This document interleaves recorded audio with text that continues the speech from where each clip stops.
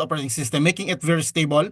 And of course, flexible and scalable. The reason why it is very powerful in terms of HPC and a lot of community support. So yan po yung mga reasons. And if you search online, no, pwede nyo naman po i-search to online. Actually, the bottom line lang talaga dito, it all boils down to Linux is free and open source. Linux is secure and Linux is powerful. So yun lang po yung tatlong tatandaan natin. No? Yun po yung mga reasons talaga. Free and open source, very secure, and very powerful. So here's the overview po ng ano natin, buong discussion natin sa HPC. So I will talk about what is an HPC and tell you the use cases and some common problems po na kinakaharap ng mga HPC users natin. And also how does an HPC attain the performance, no? Bakit siya may tinatawag na performance? So how does it attain that? So an HPC means high performance computing. So it is the distribution of tasks to one or more nodes in a cluster, which means it is in parallel. No, running tasks in parallel, yun po yung expertise ng isang HPC. To solve complex problems that require significant computational power. So ano ba yung mga tasks na nag-involve yung mataas na computational power? Example is AI, ML, yan po yung in ngayon, di ba? Everything has an AI, large language model, so they are very resource intensive. So mahirap silang gamitin and di sila pwedeng, if you use yung mga desktop computer sa bahay, it would take you months and siguro years for other yung mga big na data sets to process big data sets. So kaya po kailangan natin yung HPC. So we also have genome sequencing. Ito yung pag-i-study ng alam niyo yung next generation ng species ng isang living thing. Example lang yung rice, no, the field rice. Sila yung nagre-research doon kung paano pa tayo makagawa ng mas healthy na rice and much mura siguro na ganun yung ginagawa nila. So genome sequencing. Meron din sa mga bio, understanding of mga genes. Weather forecasting, of course, we can have tinatawag dyan na forecasting sa since ito weather forecasting kahit dati pa talaga ginagawa na to. No? It's all about statistics kasi. Of course, computational fluid and financial modeling. Yun po yung mga high resource, mga resource intensive po na mga tasks na pwede nating i-run sa HPC. That requires HPC. So ano yung mga common problems na kinakarap ng mga users sa HPC?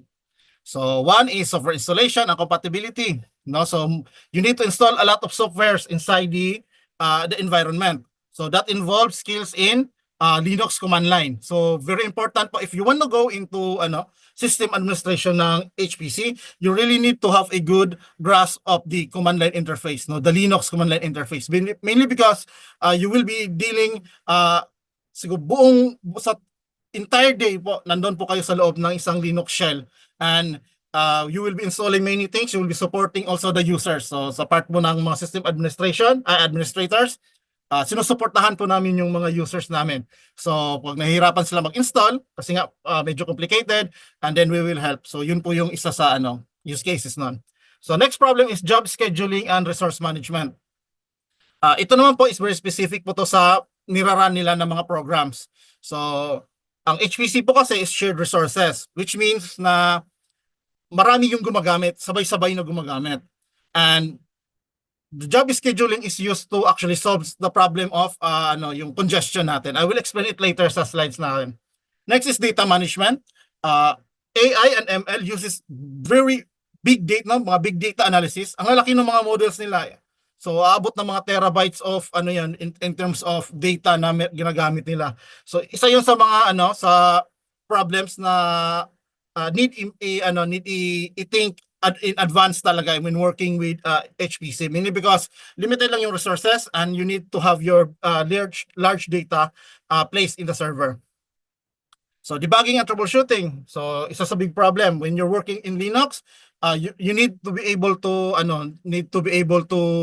check talaga yung system mo. Gaya nung kanina nga sabi ni Sir Eric na advantage ni Linux is that you can really check it. And of course, since open nga siya, even open si Linux, you can actually check the mga processes natin sa loob. And mahirap siyang i-troubleshoot talaga ang yung mga programs na niraran. Most especially, one example yung ano yung nakikita namin na mahirap i-troubleshoot, GPU-based na mga projects, like yung gumagamit ng CUDA, sobrang hirap talaga nilang they're very hard to troubleshoot, mahirap hanapin yung problems. So yun yung isa sa mga problem talaga na kinakaharap. Next is performance optimization. Of course, running in HPC is actually about scaling. So, ang ginagawa sa HPC is that you scale up yung ginagawa ng mga ng sinasuggest talaga na gagawin sa HPC. The reason behind that is that the controller, may tatawag kasi na controller, which I will explain later, but the controller is checking on the request ng mga users, and the controller actually check niya if which one of the request has smaller requirements. Ano yung uunahin niya. So the user itself must be very wary of how one can utilize the HPC without being thrown on the on the end side of the queue, kasi kinu-queue yung mga user doon. Don't worry if di nyo mag-guess bakit ano yung queuing on ano yung controller. I will explain it later sa slide natin. For this, I want you to focus only on the first part, yung software installation and compatibility. Ito kasi is medyo nasa user side kasi ito na it is in the user sides na problem, and the user side can actually solve this by itself. So, in terms of managing software dependencies and compatibility, na-solve na po ito using Anaconda. So, if you're working in Python, kadalasan po sa data analysis, very common si Python, and we suggest really that data scientist uses Anaconda, because Anaconda handles all the dependencies for you. So, ang mga packages po that involves in data analysis is very hard to install. Sobrang complicated lang i-install. It will really waste your time. So we want the users to focus on the job kung saan sila magaling. And that is data analysis, not installation. Hindi po dapat naubos yung oras ni user kaka-install. Hindi po specialized si users doon. The next part naman is the issue of compatibility. For C family projects, let's say C, C++, and other relatives ni C, which is mga compiled, they rely po on, wala pa silang package managers. So you need to install them manually. To download mo yung libraries na kailangan, and then you compile it against the library. C language and alikes, yung family niya, is very, kayo na sinabi na sa Eric kanina, C fundamentally is written in C ang Linux. The kernel itself is written in C. So ang Linux environment is really designed to support the C language. So meron siyang tinatawag na mga default paths for library. So hanapin na yan. And may issue kasi ito, mainly because yung package na kailangan mo, let's say yung package na din mo, ang library na din mong gamitin, might depend on a different version na nandun sa server natin. Tama ba? So may compatibility issue ka. So hindi same yung existing na library sa server and sa library na kailangan ng package mo. And hindi rin ganun kadaling mag-install ng pag-upgrade ng packages sa loob ng HPC, okay? So we need to do something, and that is solved already by containerization, containers. Ito po yung mga tinatawag natin na if you've used Docker, if you have used Docker before, then you are very familiar with this na. If not, don't worry, i-explain ko rin siya later. But that is the one that solves the problem. Containers po yung nagso-solve doon. So yan po yung titingnan natin yung containerization mamaya. We will go deeper to that topic po. So when we talk about HPC, package performance, HPC kasi means parallel. Yun lang talaga yung meaning ng HPC. Parallel computing. Taking advantage of all the resources na meron ka. As opposed to serial. Si serial kasi, ito na yung tatawag from the word serial, which means sunod-sunod. So the task na niraran mo will be executed one after another. And it can only utilize one CPU. Yun yung problema. Isa lang yung CPU na pwede mong gamitin. Parallel task can use multiple CPUs, multiple computers. Computers po yung pinag-usapan natin dito ha. There's really nothing crazy going on in the HPC. It's all about computers. And computers will be the one to compute your whatever your requirements. So ang pinagkaiba po, ng serial at parallel, si serial, mabagal, isa lang yung CPU na pwedeng gamitin. Si parallel po will take advantage of all the CPUs na meron tayo. Yan po yung nagmi-make kay HPC na high performance siya. Mainly because it performs on all of the CPUs na meron tayo. Okay? To give this to to further explain this to you guys, let me show you an example. So, I want you to focus sa left side natin. Sa left side po natin, meron tayong script dito. Let's say, a Python script to. That performs arithmetic operations. So, very simple na arithmetic lang. So, we add 1. And then sa baba, meron din tayong parallel underscore add 1. So, what this function does is that it accepts a variable and then returns a variable plus 1. Nag-add lang siya ng 1 dun sa whatever variable na pinapasa mo, a number. And on the right side po natin is that we have the Raspberry Pi.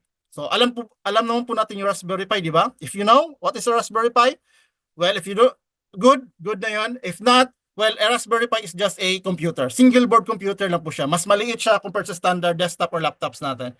So I use it as an example for simplicity lang po. Okay? Pero computer lang din. Wala no, di ba? Computer lang naman yung pinag-uusapan natin. So it computes. So assuming na our code below can run in parallel, we can actually take advantage of for Raspberry Pi. Tama ba? If you've heard about Raspberry Pi compute, meron po talaga silang mga compute na hindi ganyan yung itsura. Yung mga boards na pwede mong isalpak ng sabay-sabay sa isang mas malaking board. Meron pong ganun sa RPi. And that is what we call parallel computation. Ganun din po nangyayari doon sa HPC. Ang pinagkaiba lang po doon sa HPC, mas malaki yung computer, no? Ilan ba yung CPU and RAM ni Raspberry Pi? Let's say 8 cores, quad core, tapos 8 gigabytes of RAM, 16. Sa HPC po, di hamak na mas malaki dyan. You get hundreds plus of cores, 100 plus of gigabytes of RAMs per compute po yung ginagawa doon. Mas malaki, pero masyadong mahirap siyang isipin. Lower lang natin sa Raspberry Pi. So, anong nangyayari? So we perform a loop. Naglo-loop tayo sa tinatawag na Python script po kasi to. So maglo-loop lang tayo. This part here, itong range 10 actually performs a mag-iterate siya over from the numbers from 0 to 9. So mag-iterate siya and then each iteration ipapasa niya dito kay add 1. Ganun din sa baba. Mag-add din siya ng ipapasa niya rin sa add 1 after niyang mag-iterate every iteration niya. So anong nangyayari doon? Okay? Sa first iteration natin, si serial, since isa lang yung pwede niyang i-execute, isa lang din yung task na pwede niyang ibigay. Tama ba? Ano yung task natin dito? Itong x plus 1. Ito yung task natin. Tama ba? So ito yung task na gagawin natin. Gusto nating mag-add ng 1. And since serial siya, isa lang yung pwede niyang gamitin. So, first, magiging 0. Ang index po kasi ng sa Python is 0. So, if given the number 10, it will start from 0 and end to 9. So, 0. Tapos sa baba po, since parallel siya, of course, it can utilize 4 CPUs. So hindi niya lang gagawin yung first iteration. Gagawin niya rin yung the next one kasi nga may available resources siya. Tama ba? So first iteration, 0. Second, 1. Next is 2. The next is 3. So gagawin niya yan. Now, the code here sa left natin, yung sa baba, hindi po talaga ito pang parallel computing. It's not like that. Pero pretend lang po natin let's pretend lang talaga na itong parallel add 1 natin can really utilize could really utilize the HPC. Okay? So hindi po talaga to in real world hindi po ito siya pwedeng gamit. Huwag niyo pong i-expect pag ginamit niyo to sa real world, okay? Hindi po siya HPC code. So assuming na pwede niyang gawin. Now on the second iteration, yung serial natin guys, so 1 pa lang. Pero yung parallel natin nasa 7 na, tama ba?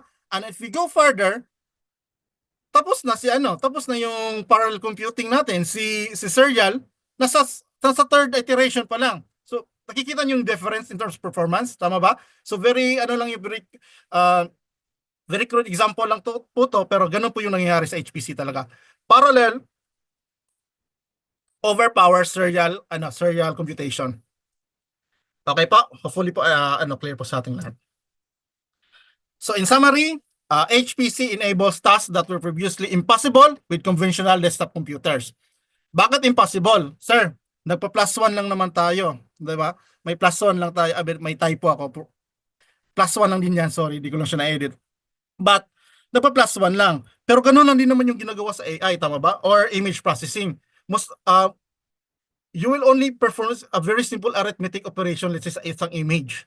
However, sobrang dami kasi nila. You could have millions or billions of data na mag-add ka naman sa billions.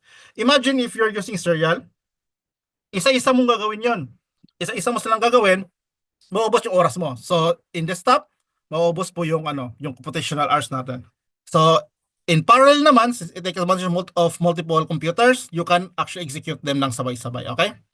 So, HPC po is the implementation of parallel execution to solve computational intensive tasks. So, kapag umuwi po tayo sa mga offices natin, tinanong tayo ng boss natin, oh, ano yung HPC? Parallel. Ano yung HPC? Parallel. Parallel agad. So, yun dapat yung isipin natin, no? Parallel computation po sa HPC. Any questions po? Type nyo na lang po yung questions nyo sa sasagutin namin mamaya. So ano yung so since pinag-usapan po natin yung yung computational power ng HPC, then it's good time to discuss about resources. So ano-ano yung mga resources natin? Paano ba natin sila mina-manage? Ano yung architecture ng HPC and ano yung softwares na gagamitin natin to automate the management? And of course, I'll give introduction to C group. So HPC resources. Well, of course, computers din lang naman to. So nothing crazy here. Wala pa tayo sa quantum. No, kung quantum siguro may ibang component na dyan. But this is just the typical computer. Ano meron sa computer? Need mo ng CPU, need mo ng GPU, then need mo ng RAM, need mo ng storage, no? HDD or solid state. Need mo rin ng networking and software tools. Of course, yung compute natin, yung CPU and GPU, sila yung workers natin, sila yung nag-perform ng computation. While the RAM naman, of course, dyan natin nilalagay yung data during the runtime. So need mo ng malaking RAM din dyan to hold the large data na pinapasa natin sa mga CPUs. Of course, storages. AI models are very very huge, no? So malaking file size talaga sila. Hundreds of terabytes yung iba-iba. Hundreds of terabytes yung ina-allocate sa mga users para paghahatian. Kasi shared din kasi yung yung HPC natin. Hindi po siya isahan. Marami yung gumagamit. So lahat po tayo magkakaroon ng slice of that resources. Parang ganun po yung nangyayari sa HPC natin. Marami yung users. Okay? Multi-user po. Yan po yung isa sa quality ni Linux na describe kanina ni Sir. Multi-user support for Linux. Pwede pong sabay-sabay ang users gumamit ng isang operating system na Linux po. Okay? So need mo rin ang networking. Of course, need mong ipasa yung data from computers to computers. So need mo ng high bandwidth talaga na transfers. Kasi maubos yung oras mo kaka-transfer. Na-try nyo bang mag-download, di ba, ng malaking size over internet sa bahay? Pag kahit 1 gigabyte lang, matagal. Na-imagine mo, you're working with hundreds of gigabytes of data models. Maubos yung linggo mo kakaantay. Gagalit yung boss.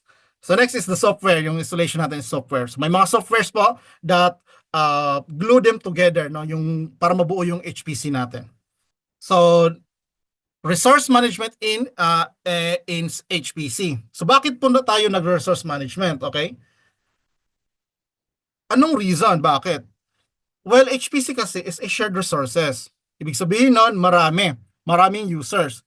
And for example lang sa bahay natin, di ba? Kapag extended family tayo, maraming nakatira nun yung mga kapatid natin and other relatives.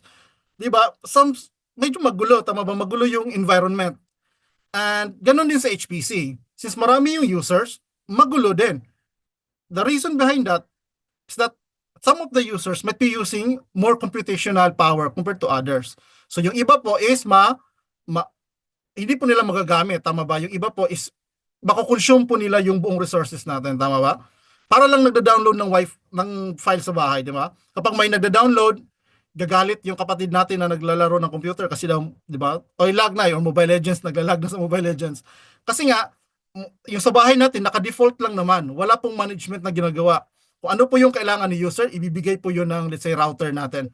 So, ganun din po sa HPC. If walang management, ubos yung data ng computational power ng HPC natin. Tama ba? Baka may nagbi-Bitcoin mining na sa loob. Wag po sanang ganun. Bawal po yun. So, yun po yung problema. So, fairness po, yung isa sa tinitingnan natin. So, ensures all users have equitable access to resources. Yun po, kasi free po, kasi like ni Asti, provides free access for mga researchers natin, mga scientists. Kaya, isa po yung nakaka-proud talaga, no? Helping the scientists ng Pilipinas. Efficiency. Of course, you need to maximize the use of HPC. Kasi nga, HPC is very expensive. Ilan na yung HPC sa Pilipinas or sa buong mundo. This this monster is really quite expensive. And if you buy an expensive device and hindi mo siya mai-utilize, it's on idle, tama ba? Naka-idle lang siya, hindi siya nagagamit. And for every device na naka-idle, it means a waste of money. Taxpayers man, naubos yung pera. So we need really to manage them properly para magamit ng mga tao. Tama po ba? Next is prioritization. Of course, may mga tasks na mas need i-prioritize. One example is that mga tasks na nagre-require ng lower resources will be prioritized first compared to those who has big. Kasi nga mas mabilis lang siyang matapos. So, alam ng controller doon na okay, maliit lang yung task na kailangan, yung resources na kailangan, matatapos na to within a second. So, unahin ko na to. Tama ba? Ganun yung ginagawa na Depending po sa configuration, okay? Next is stability. Prevents individual jobs from monopolizing. Yung po yung sinasabi ko kanina. Pag ang job po requires, let's say meron kang 4 na computer and yung job ng isang user is 4 na ang kailangan, then the rest will be waiting in line. Tama ba? Pilahan po. Para po itong bangko kasi. Pipila po tayo. Nagpo-fall in line po tayo dito. Of course, cost control. Every computation has an equivalent power consumption. Okay? So, ayaw po natin na i-consume nila lahat yung yung resources natin for no valid reasons po. So, sayang po yung kuryente. So, ganun po yung nangyayari doon. So, ano yung architecture ng isang HPC? So, an HPC kasi has, in context lang po to, example po to ng, let's say, sa ASTI. Other HPC po, different po kasi unique naman po yung mga HPC setups. Depende po kasi yan sa, sa mga nag-a-administer po. Pero sa case po natin, dito sa ASTI, we have a setup like this. So, on the rightmost part, we have the workers. Tama ba? Yung CPUs and GPUs natin. Sila po yung nag-execute ng task. No? If you remember the previous slide, yung task natin pumupunta dun sa maraming CPUs. Then, dalawa po to, CPUs and GPUs. Si GPU po kasi is designed really to work with artificial intelligence. Mas mabilis po si GPU compared kay CPU. And mas mahal. GPU is very expensive. Yung pinakita ko po dito sa slide is very atypical na consumer na GPU. Hindi po ganyan yung GPU sa HPC. Mas dihamak na mas powerful, mas malaki diyan. And and they are specialized to work with mga AI, something ganon. Mas magaling si GPU in terms of simple arithmetic operations, mga ganon. CPU naman is designed for long and complex tasks. So ayaw po natin mag-run ng AI sa kanya kasi hindi siya design, mabagal siyang gawin yan. In the middle, between login and the worker, is called the controller. Ito po yung management natin. Gaya na sinabi ko nila, di ba? Need nating i-manage yung natin resources. So meron po tayong manager, also called as the controller. So the controller po provides scheduling, queuing, allocation of resources, and apply quality of service po. Of course, different users or different group of users might have different allocated resources po. Okay, so may ganun pong setup sa mga HPCs na ginagawa. On the left side is what we call the login. Ang login po, dito po pumapasok yung mga users natin. Ang users po kasi is walang control or walang direct access papunta sa workers. Hindi po nila ito nakakausap. Hindi gaya sa personal laptops natin, di ba? Kikita natin yung mga CPUs and GPUs. Hindi po ganun sa HPC. Hindi po siya visible sa mga users. Bakit kaya? Well, of course, kasi hindi natin i-manage, tama ba? Kasi if allowed silang i-access yung CPUs and GPUs, then walang point, hindi pwedeng i-bypass si controller. So, dadaan talaga siya dyan. So, paano nangyari yan? Let's say meron kang 3 users. So, yung 3 users mo will connect to the HPC natin via the internet. Tama ba? Remote po. You don't need to be physically present to saan yung HPC. Remotely na po ginagawa lahat ngayon. Tama ba? Basta may internet lang. They will connect that through a, let's say SSH or other forms. Pero SSH yung common, yung kasi yung mas secure ngayon. For now, yun yung secure na way to access. And let's label the users A, B, and C. No? Bigyan natin siya ng pangalan. Let's say si Ann, si Brian, and si Clint.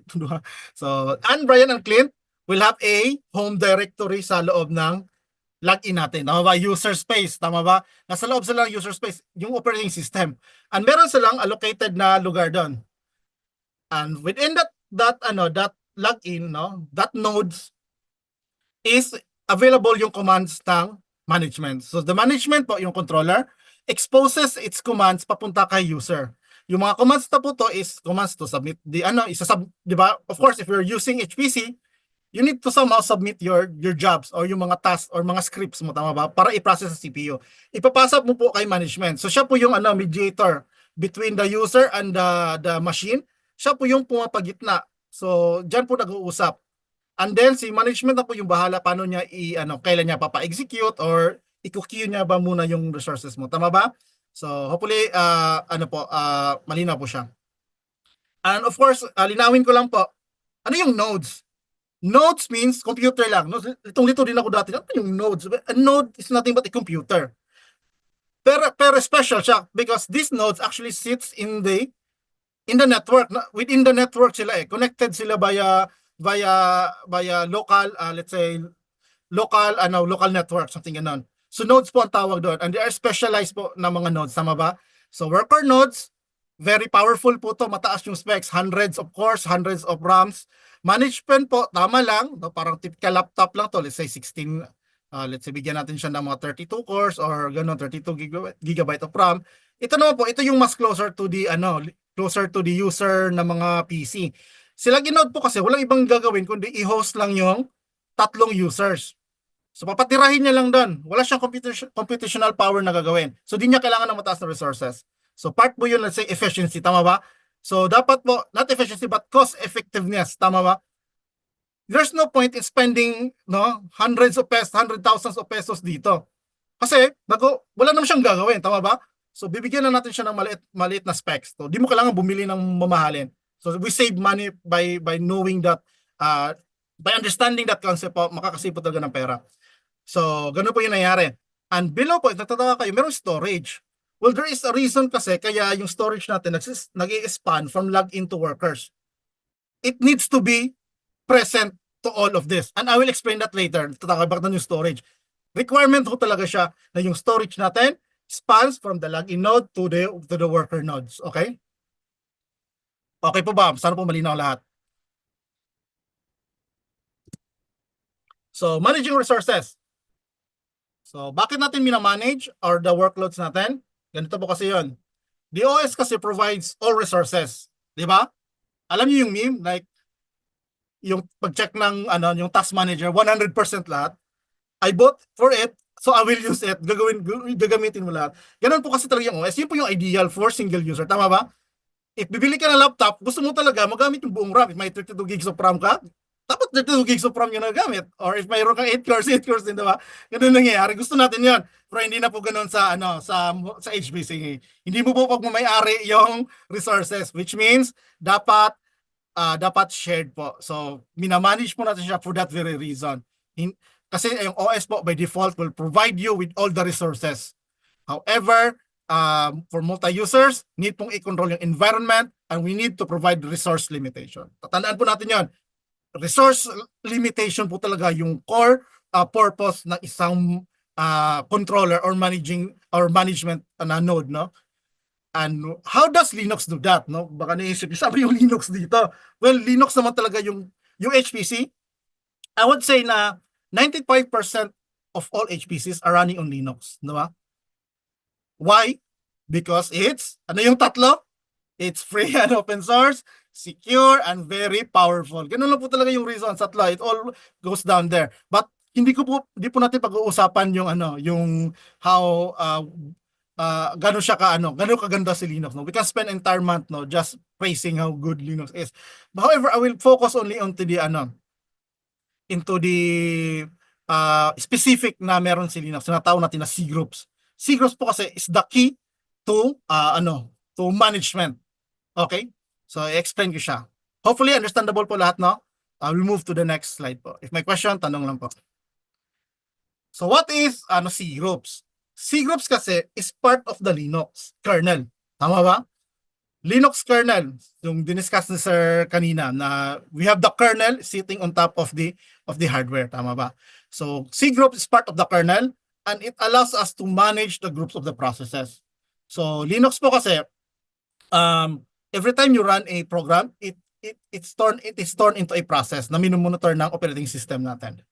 And and wala pong mag-execute, no, let's say your script accesses a hardware, hindi po nakakalusot yung ano natin, yung user space na code, hindi po siya lulusot without passing through the kernel. Si kernel po yung mediator. Para siya din yung, 'di ba? Nasa gitna din siya between user and the hardware, yung computer mo. Pumapagitna po yung kernel natin, tama ba? So lahat ng features na meron of course may cases po na pwede mo siyang i-bypass. But most of the time, very special cases na po yun na i-bypass mo yung kernel. But it needs to run to the kernel. And the features po na pwedeng i-expose na operating system will highly depend on the features of the kernel. So the reason why cgroup is in the kernel, hindi po siya pwedeng gawin outside of the kernel. No? Mahirap siyang gawin because you need to look into the process. And through the cgroups po, nag-i-impose, dito po natin po nag-i-impose yung resource limits natin ng quotas. Okay? Yan po yung secret behind the Linux. Kaya po si Linux nasabi so very powerful talaga si Linux. You can do many things there in the low level side of the operating system. But of course, I cannot discuss all of the lower side ng Linux operating system, no. Naubos po yung oras natin. So you can check Terahertz. I think Terahertz offers a much deep dive into how the OS works. If you really want to be a system administrator, baka to change career, hindi naman po. So if you want to learn that, you can go to the Terahertz po to learn more deeper understanding of the Linux. Dito po is surface na po. Medyo liligawan lang natin kasi bago pa naman po tayo. Liligawan lang po natin konti-konti yung some features niya. Okay? So it prevents resource exhaustion. Yung sinabi ko na ayaw natin siyang pulisin. Now, kanina diniscuss ni Sir Eric, ano yung mascot ni Linux? Sabi ni Sir Eric, ang mascot na Linux is penguin. Tama ba? Linux po is penguin. For some reason, bakit penguin? And you can think of cgroup as the police, no? Process police. Penguin po, the process police. Yan po yung trabaho. Pinupulis po ni cgroups yung mga task natin. Di ba? Ganun naman talaga yun eh. Oy, bawal yan. Mga ganun. Sige. Sana po, malinaw sa lahat. Okay po? Poproceed na po ako next. Ganun lang po yung ginagawa ng cgroups. Part po siya ng kernel. Yep. So Slurm workload managers for HPC. Now si cgroups po kasi, need mo siyang gamitin since part siya ng kernel. You interact with it with paano ina-interact si cgroup? Hulaan niyo. From kanina na discussion, you need to use the command line interface, tama ba? Need mong i-type yung need mong i-manage siya doon. But we cannot really do that. No, medyo matrabaho, and when you're managing already hundreds of users and so many Linux na environments, marami pong Linux, each node po runs on Linux. Lahat po ng mga computers sa isang HPC running po siya in Linux, okay? So lahat po 'yun gagawin mo yung gagawin mo yung management for each of the node. Di mo po magagawa 'yan. So we use a open source na manager na tawag na Slurm. Slurm po is para siyang de facto standard na siya in terms of using the HPC. So open source po siya. Yan po yung kagandahan talaga. Marami pong mga open source na for Linux. Design po to for Linux din talaga. It won't run on anything, okay? So open source siya, fault tolerant, so confident ka as a system administrator. Yung talaga yung pinakaayaw mo mangyari, downtime. Gagalit talaga si user kapag lalo na yung mga scientists may mga deadlines sila tapos biglang hindi na kami makaka-access. Ayaw natin nun. So dapat then na hindi po na nababago yung man yung niraran nila. Imagine running there and then yung nagkaka-fault na pala, so nagko-corrupt na yung so ayaw po natin nun. So next is yun nga, sinabi ko kanina, it performs managing and scheduling. Yun po yung trabaho ng manager, okay? Ng Slurm manager para sa jobs and clusters on the cluster of computers natin. Pag sinabi po natin clusters, okay, grouping lang po to. Let's say meron kang yung kanina, yung 4 na compute nodes po natin, no, yung 4 na Raspberry Pi, we can say that it's a cluster, no. That cluster may 4 po tayo na nodes. So, ganun lang po yung meaning ng cluster po.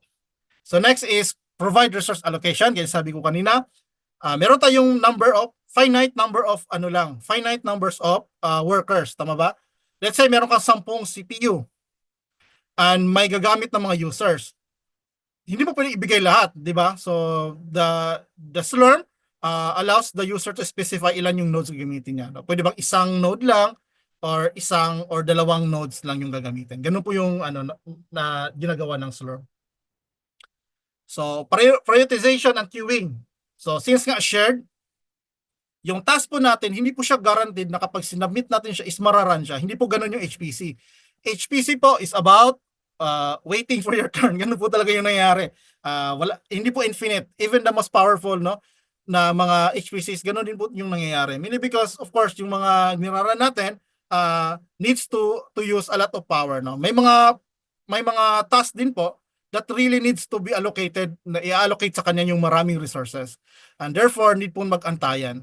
So, queuing po ang tawag doon. Parang sa bangko, di ba? Nag-queue kayo bago ka i-serve ng teller. Parang ganun yung nangyayari. And yung job po, yan po yung gusto nating i-run doon. Yun po yung task natin. Yung each job has many tasks. So, ganun po yung nangyayari. Think of this. Para ka nagluluto, tama ba? Nagluluto ka ng specific na recipe. Yan po yung job.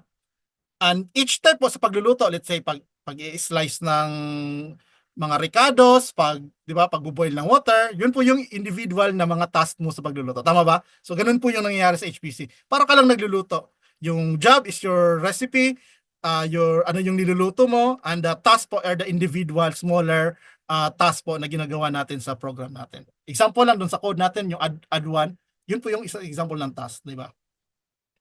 So behind the scene po, ang ginagawa ni Slurm is C groups lang din. Kaya na sinabi ko kanina po, hindi po pwedeng mag-impose ng feature na hindi kayang gawin ng kernel. Tama ba ba? Kernel depends on the hardware, OS depends on the kernel. Ganun po yung nangyayari. And since po nasa user space po itong Slurm, software po kasi to, it needs to have it needs the C groups po features from the kernel. So ganun lang po yung usage niya. No matter how powerful it is, it's just C groups behind the scene. All it do is that it automates to us. Kaya sobrang powerful ni Slurm. Sobrang hirap nito, let's say yung control, queuing, SBash, accounting. Accounting is part of the C groups din, guys. It allows us to monitor yung mga users. Pwede mong tinano yung mga resources na ginagamit nila. Minomonitor niya kasi as part of the decision making ni Slurm. Meron po siyang matalino po sa Slurm, no? Meron siyang decision making na ginagawa if sino yung ipa-prioritize niya. Depende po sa configuration. Pero ganun yung nangyayari. So may Slurm di tayo, ito yung nasa mga nodes natin. Need kasing kausapin ni manager yung workers. So paano malalaman ng workers? Paano malalaman ni management na available ang worker? Something must be present there, tama ba? Merong software dapat na nagra-run doon that knows what the manager needs. Yun po yung Slurmd. So lalagay mo siya doon, magra-run siya, and it performs it sends data, no? Alam niya yung gusto ng controller natin. Okay, may database din po tayo to handle the accounting. So if you want to know more, you can check this po. Open source po yan. Hopefully po okay na, ganun po yung ginagawa niya. Okay. I want to talk about shared file system. Isa po kasi ito very powerful na meron ang isang Linux operating system. So the reason po na gamit si Linux is also because it supports a shared file system. So ano yun? Why do we need that? If we look closely to the login node, ito po yun yung pinakita ko kanina. Saan ba yan? Ito yung login ha. It's a computer. Ito saan siya nagla-login. Para lang tong laptop. Okay, think of it as your laptop. And yung laptop mo, nilagyan mo nag-add ka ng maraming user. Let's say add mo user kapatid mo, yung nanay mo. Parang ganun yung nangyayari.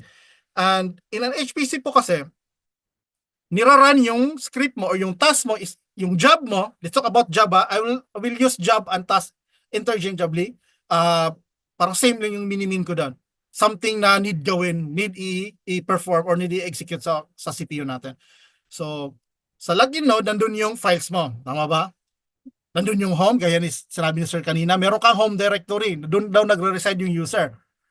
Meron ka ring files. Tama ba? Whatever files that, text files or any files. Meron ka ring scripts. Yun yung mga Python, R, or let's say meron kang binaries like mga compiled na compiled na mga softwares or binaries, no, gaya ng C. C po kasi is commonly used din po sa high performance. Malakas si C talaga in terms of parallel computing. Then may environment ka rin. Environments, nandun yung mga environment variables, no? So, ano ba yung default path mo for your libraries? Something ganon. Or ano ba yung the environments po are mga variables din po yan that changes how a software runs in runtime.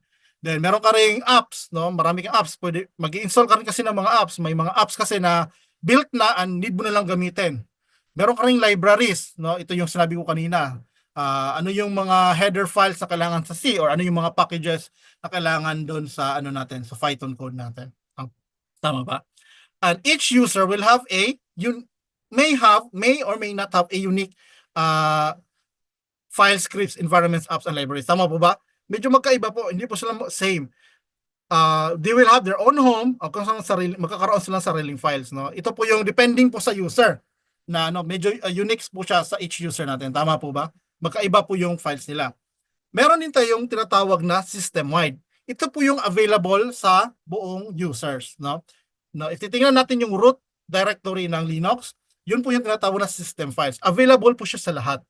And ang gagawin po para ma-execute yung yung script natin, let's say your script reads a file, uses a file, tama ba? Paano malalaman ng node na kailangan mo yung file, tama ba?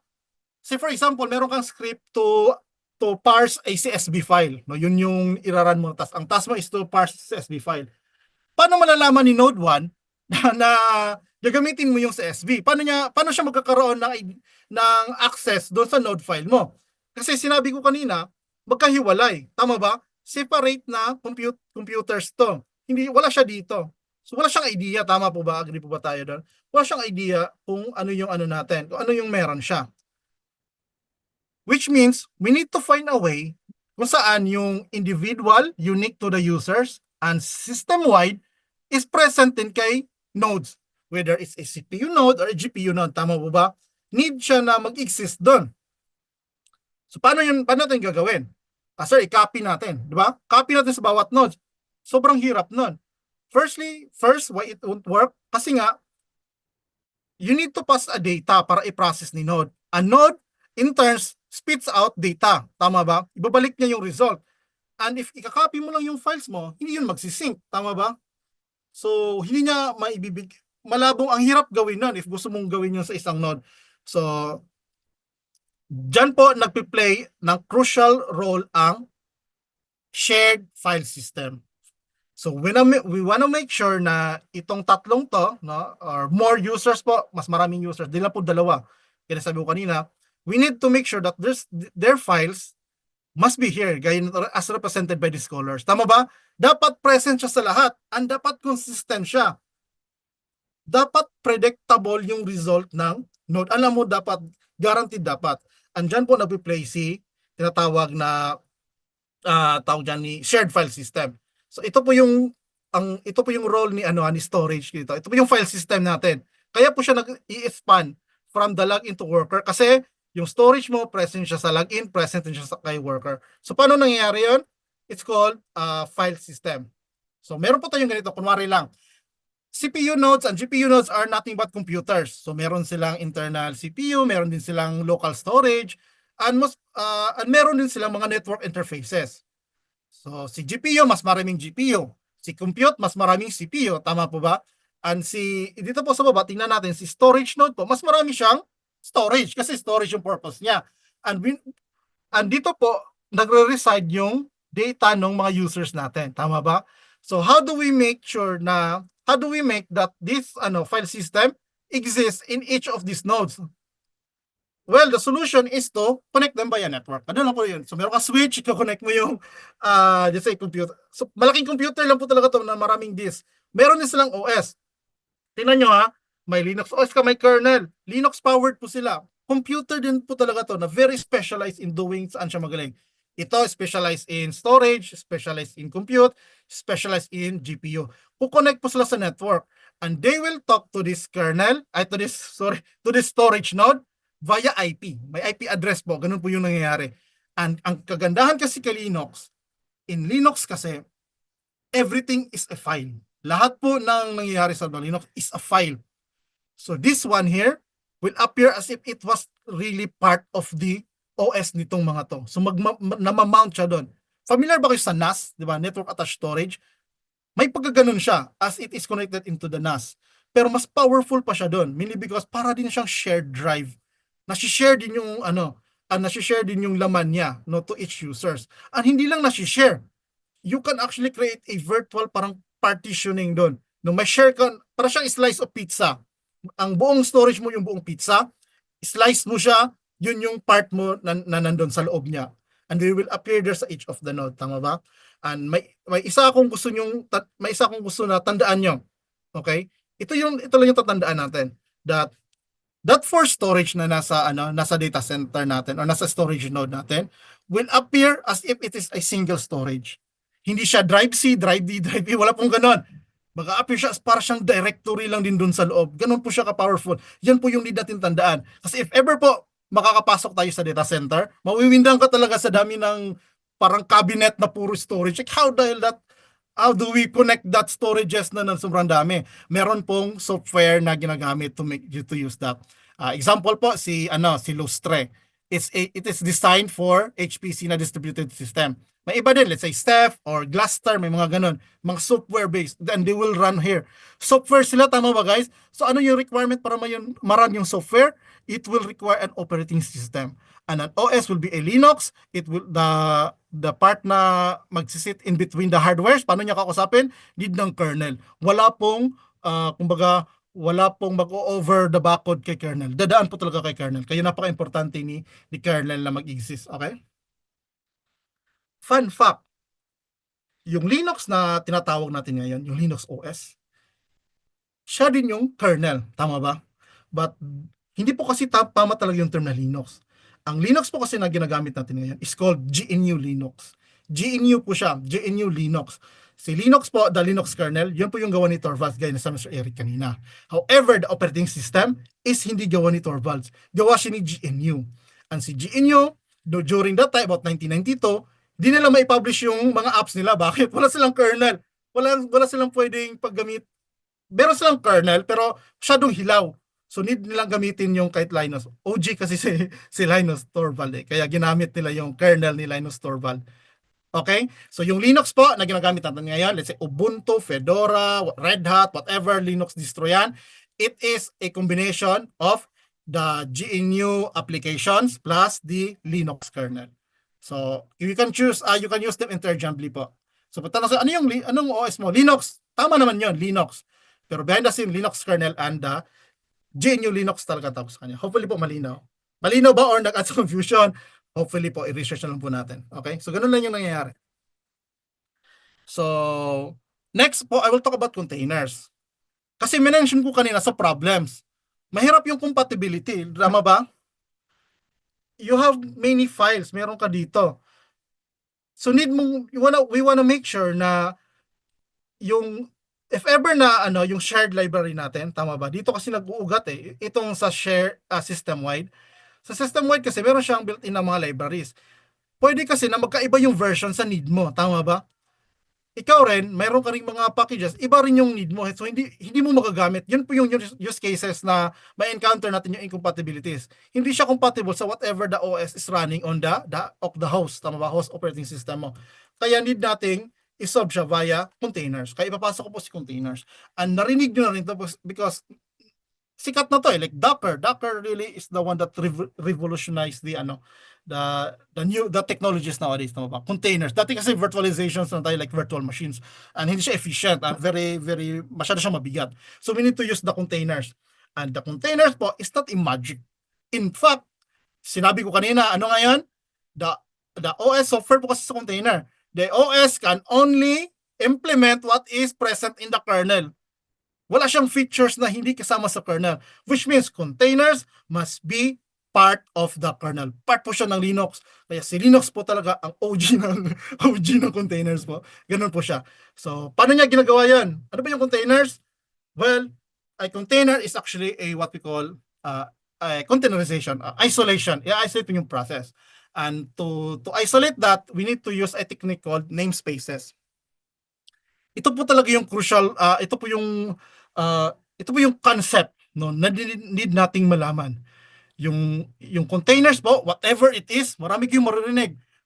Docker, Podman, ano pa yun? Mga Kubernetes, mga OpenShift, yung dalawang yun as orchestrator, yun yung Kubernetes and OpenShift orchestrators, while Podman and Docker are mga container tools sila. Sila yung tutulong para mag-build. So pero all of them works on containers. So hindi dati kasi magic talaga yan. Ngayon po hindi po magic yung containers. It's just namespacing. Taking tawag dyan, automating the namespacing. Diba? Namespace po kasi is the isolation of the resources for the process. Tingnan po nating image dito. Nandito po yung nandito po yung processes natin. Makikita by default kasi the kernel exposes all the process. Nagkikitaan po. If narinig niyo po sa sa mga news, meron dong buffer overflow na na-exploit. Yun daw yung pinaka number one ine-exploit yung buffer overflow. Kasi nga nakikita mo yung process. And if meron pong bug nun sa software, pwede pong palitan ng hacker yung data doon sa whatever space doon. No, kapag pong naka-conflict doon sa yung process po resides in the RAM. And if meron pong vulnerabilities yung code, pwede pong ipasukan ng data ni hacker yung mo. Yun po yung konsepto ng buffer overflow ng mga hacking, okay? So nagkikitaan. So we want to isolate. Which means hindi po nakikita ng container ano yung outside. Sila lang. Para kang nasa isla. Yun po yung power ng namespace. And when we talk about containers, it means isolation. Isolation of the process na po talaga ang konsepto ni containers. No, ayaw natin na nakaka-affect siya sa system. Which means if isolated siya from the system, you can do whatever you want inside it. You can put another operating system. Let's say Ubuntu. Kunwari, meron kang OS. Let's say naka-Windows ka. you can run Ubuntu inside Windows. Kasi we can run a container inside Windows din naman yung Docker. Tama ba? So, ang share lang ng container is yung kernel. Yung kernel mo, shared siya between the containers, but the containers has a dedicated na process. Tama ba? And meron din siyang dedicated na resources. Tama ba? Do you want your containers to consume all your RAM? Tama ba? Or all your processors? Let's say meron kang 16 cores. May container ka doon, ginagamit lahat yung cores mo. Ayaw natin. Which means, it will end up with a management again. And paano nga natin minamanage? Via kernel using C groups. Tama ba? So, kaya ko nakita yung C groups, hindi because the C group itself is the C group and the namespace is the two fundamental concepts ng containers. Ito lang po yung hindi nating malaman. So, in the future po kasi, naniniwala pa ako the future will be virtualized. And the future po will be containers. And if that happens po, somehow po, tayong lahat po, no? Kung mga ECE tayong lahat dito, mga COE, somehow po, magiging system administrators na din talaga tayo. Kasi nandito yung AI. AI will do the job. And ano na yung gagawin natin? Magmamanage na lang tayo ng Linux servers. Most likely, ganun na lang yung gagawin natin. Mamanage natin sila. And that is done using, of course, understanding the containers like C groups and namespace would really give you an edge. It will give you an edge towards others in terms of work related. Okay? So hopefully po malinaw yun. Ganun lang po yung nangyayari doon. So safe, mas safe po. May tanong kayo. So mas safe ba yung containers? Yes, isolated siya. But to an extent lang, mainly because the containers can be configured to access the tinatawag na rootful system, na may user ka and may root. Pag binigyan mo po ng root access yung container, kikita niya lahat. Yan, di ba? So mas madali siyang intindihin ngayon. So it's really fundamental po talaga yung kailangan. Basic concept lang po ng Linux yung needed para maintindihan sila. So ano yung containers? Ganyan sinabi ko kanina. So, namespace po, isolates containers view. In terms po sa container anong ginagawa ni namespace? Isolates containers view of the system, like process and networks. So, may sarili siyang network. Hindi siya kukonect sa whatever network na meron ka.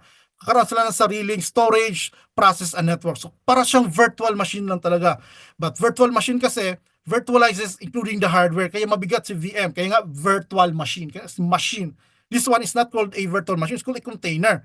Kasi nga, shared lang yung kernel. They will sit on the kernel with the OS. Tama ba? So the containers inside the operating system, but hindi siya mag-i-interact kay OS. Mag-i-interact siya sa sarili niya lang. And it will only utilize the kernel.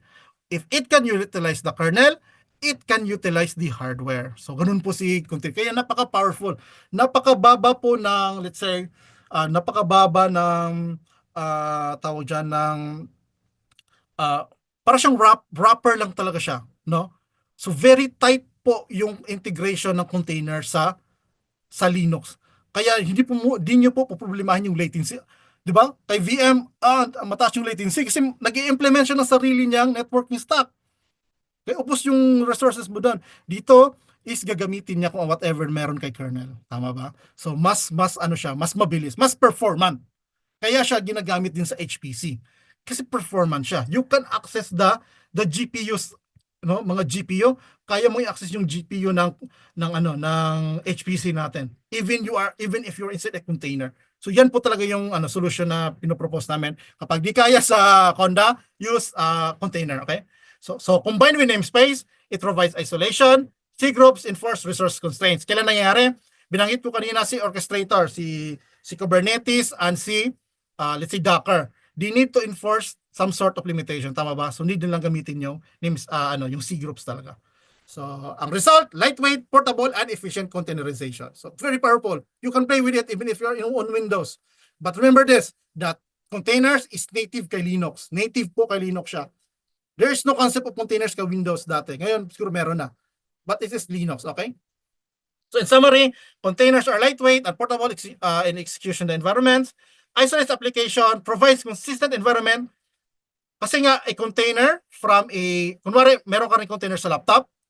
Yung container sa laptop mo will be the same container dun sa server.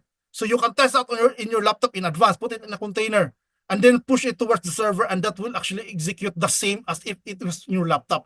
Kaya po sobrang tikas na ngayon ng web development. It really changed how we develop web applications. Dati kasi it works on my machine.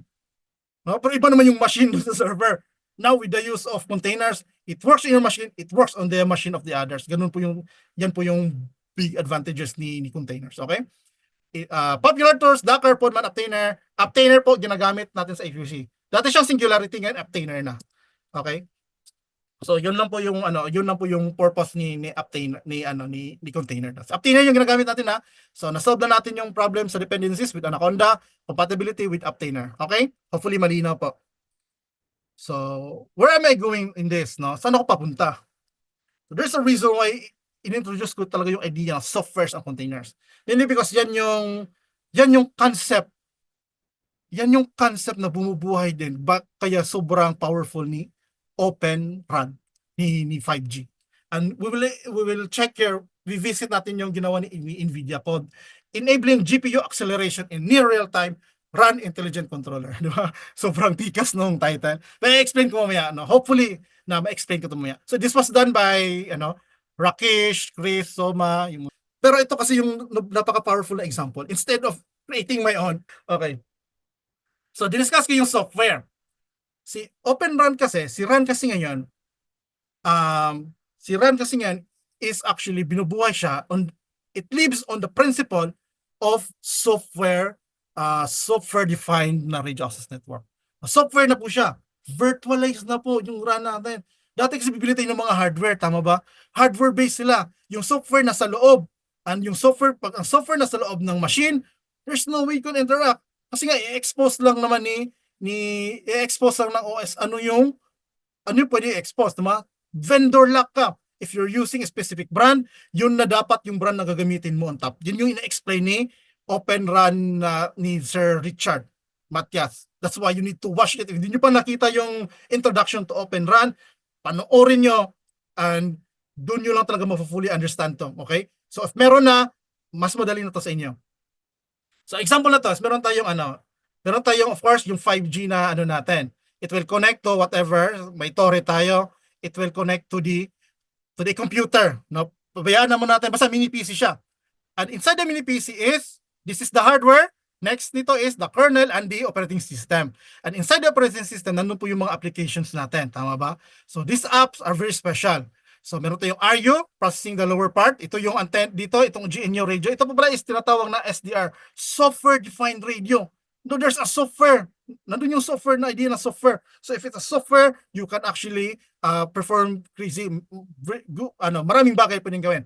And of course, we can interface using a USB, and then the mini PC will act now as your base station. This entirety, ito nakikita nyo dito, this is a complete LTE stack. Like, it's 5G. Pwede mo lagyan ng 5G. Paano natin siya lalagyan ng 5G? Gagamit tayo ng open source na software. Example, itong DU and CU is provided by SR Strand JNB. Yung core natin or the Open RAN core infrastructure is run by Open5GS, open source software. RIC or the RAN Intelligent Controller is also running on a software. So lahat po yan ngayon is virtualized na. And dito po papasok yung containerization din. Pwede mong ilagay ito sa container. Nakita nyo ba? Very familiar yung shape, di ba? Tingnan yung shape niya. Yun yung mga boxes sa container. Because if it is a software, then it can be containerized. Pwede po natin siyang i-container. Ganun po yung power niya. Let me share tell you an experience. Back in 2019, 2020, I was given a chance to work with SRS LTE. Yun po yung version ni SRS RAN na siya ngayon. Dati kasi LTE pa siya. And one po sa problem na na-encounter namin doon is that yung GNU radio po na app na ginagamit namin to run the yung I think it's an spectrum spectrum monitoring ata yun. Yeah, we use spectrum monitoring, gumagana siya nito. Is nagra-run siya sa older version, like Ubuntu 16. Pero hindi ko siya magamit kasi nga may Ubuntu 20 na di ba? Gusto natin yung latest.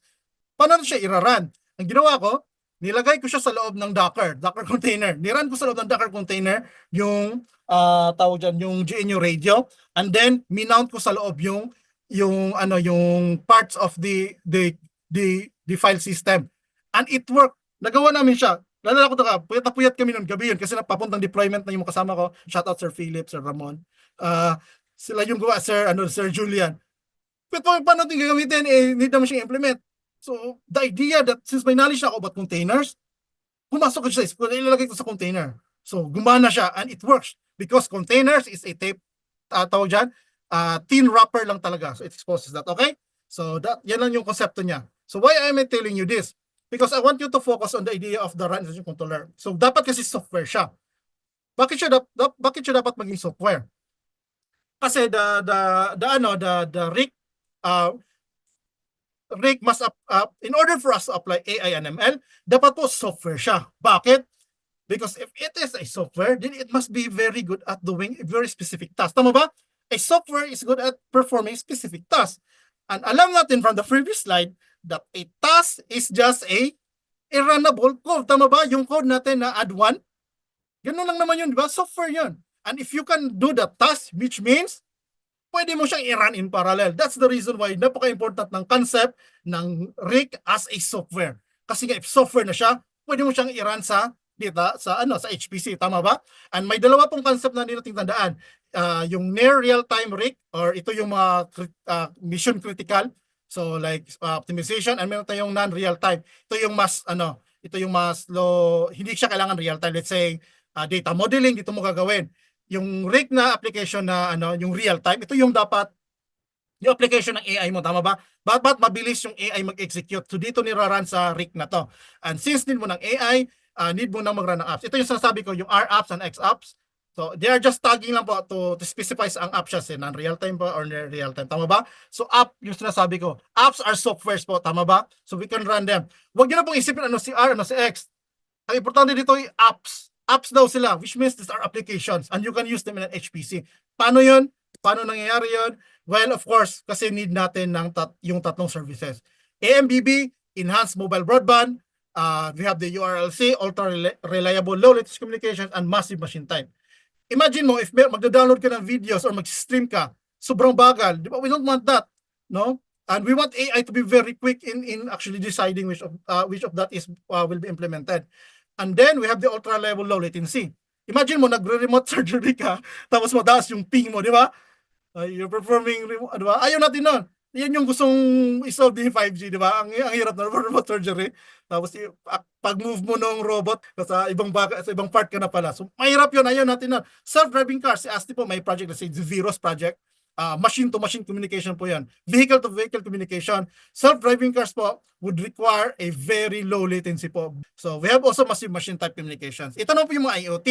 Ito sila po, maliit yung data, pero sobrang dami. Imagine sensors sa rice field, sensors ng cars or whatever gusto natin sukatin.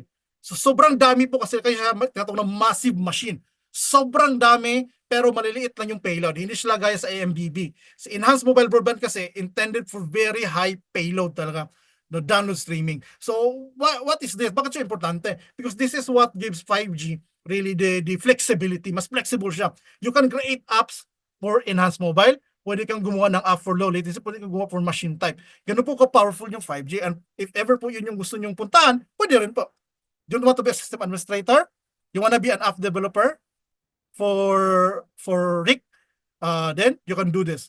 Yan po yung concept ni Open para po mabigyan ng chance yung entry point ng mga bagong startup. Gusto nyo mag-startup? Okay. So paano na-relate sa NVIDIA doon? Si NVIDIA kasi was researching, they want to create an X app daw na that aims to improve energy efficiency. Tama ba? By predicting user density and traffic load to switch off low and traffic cells and use coordinated multi-point comp from active cells. So, ibig sabihin lang to, meron tinatawag na, ano ginagawa? Nag-shape, di ba? Para siyang shaping na, sinishape niya lang yung paano nagra-run. Since nga virtualized na, parang containers lang din yung ano, di ba? Meron kang, di ba sa containers, meron kang fixed hardware. Shared siya by the containers. And the containers can perform different yung jobs na, tama ba? Different yung functionalities ng container. Ganun din yung kay Open Run.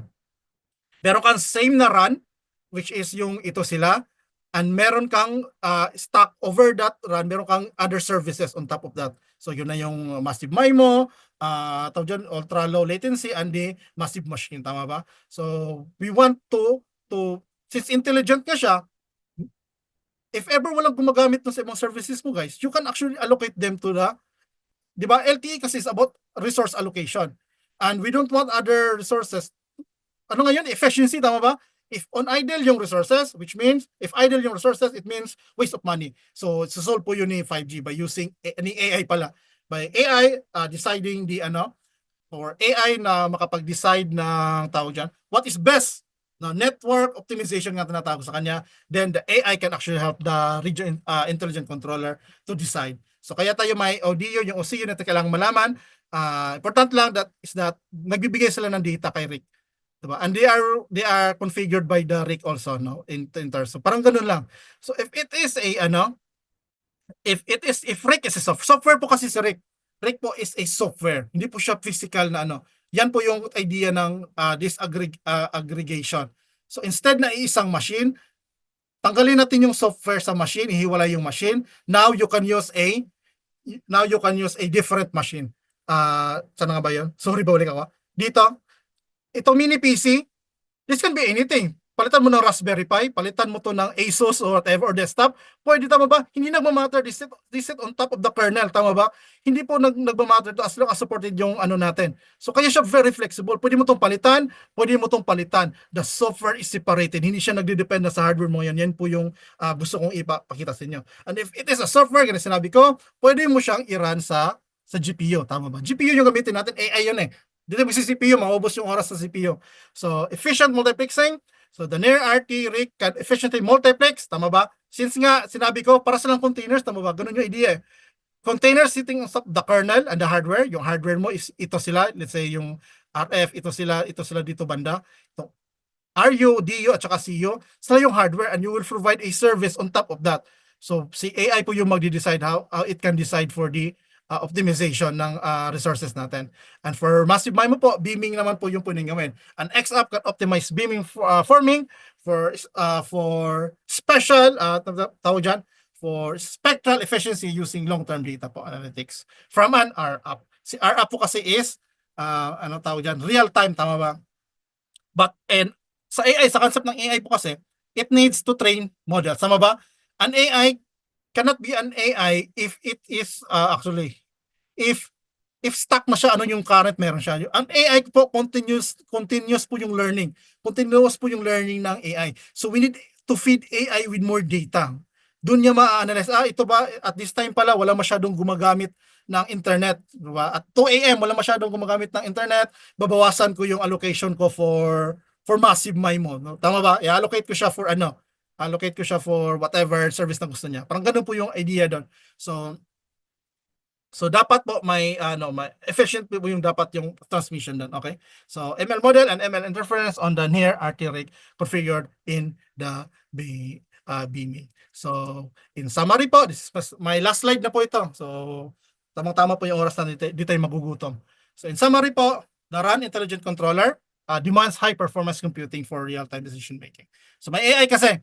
So may AI na kailangan kasi nga software siya, okay? I want you to live on this facts that nowadays everything is virtualized. They are software, and a software is a runnable code, and if it's a runnable code, you can put it anywhere in the computer. Mainly because HPC is just a computer that utilizes parallel execution. Yun lang po yung idea talaga ni HPC. HPC infrastructure provides the necessary computational power for RICS, AI, ML algorithms. Kaya siguro sobrang dami ng mga data centers sa Pilipinas. Pansin nyo sa news, nagsusulputan yung data centers. Si Converge, diba, San Miguel, maglalagay doon data centers. Maybe they are already advanced mag-isip yung mga yan Kasi di ba? Alam nila na in the future, gagamit talaga ng AI itong mga telco na to. So, nag-set up na ng mga data centers kasi nga pwede mong i-run dyan. Okay? So, flexibility HPC, scales resources based on network demands, and HPC parallel processing. Ulit-ulit yung parallel. Capabilities enable the RIC to handle massive amounts of data from the RAN. And the reason why it happens is because virtualized na yung RAN natin. Efficient resource management in HPC aligns with the RIC's need for optimal resource utilization. So yun po yung konsepto natin. So I want to leave you with this idea that in Linux, containers is the fundamental concept for containers are C groups and namespaces. Tandaan nyo lang po yun. C groups and namespaces, and containers is isolated. It cannot see all the process. It shares the kernel, and it cannot interfere, and it can give reproducible na tawag natin na output, predictable po. And also in RAN, the reason why we can do AI for RAN is the idea of this aggregation, yung paghihiwalay ng hardware sa software. Vendor lock kasi yung dati. Then using open source na na interfacing, pwede mo nang ipang-mix and match. Pwede rin mo nang hindi. Na it doesn't mean na dapat open source lahat. Pwede rin naman vendor na closed source. Hindi po yun. Yun yung kagandahan sa kanya. May options ka for open source. But if you want for a talaga, of course, depende po sa policy ng company kasi yan. They want really a reputable brand. They can choose to do so. Okay? Freedom po talaga yung nandito sa atin. And with that po, we can actually now provide a much better opportunity po talaga para sa atin. Tama ba? Better opportunity po ang dala ng Open RAN. Yun po yung kaya sobrang supportive ako kay Open RAN.